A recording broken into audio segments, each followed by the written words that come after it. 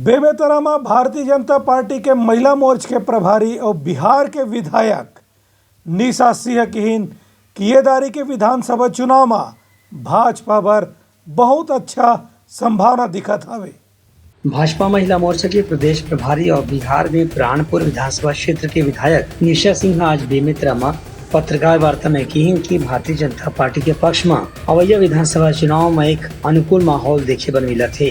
उनकर ये कहना रही है कि प्रदेश में कांग्रेस सरकार के राज में जो भ्रष्टाचार हुए है ओकर से जनता परेशान है और सरकार बदले के मन बना चुके हैं। जी, हमारा उद्देश्य जनसंपर्क करने का है, आम जनता से, आम हमारे जो छोटे से छोटे स्तरीय के कार्यकर्ता हैं उनसे मिलना है और मिल के उनसे अपना संपर्क करके और उनके मन में अगर कोई विकार है तो उसको दूर करते हुए हर हाल में हमें जीत यहाँ से हासिल करना है। हमारा बस एक ही उद्देश्य है, जीत और हमारा भाजपा हर जो भी योजना है फेल है।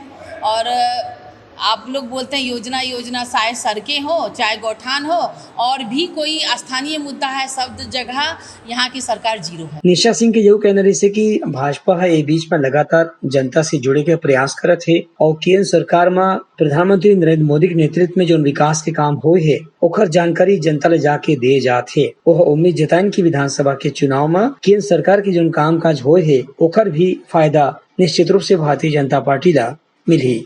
Bureau report Uttarakhand news.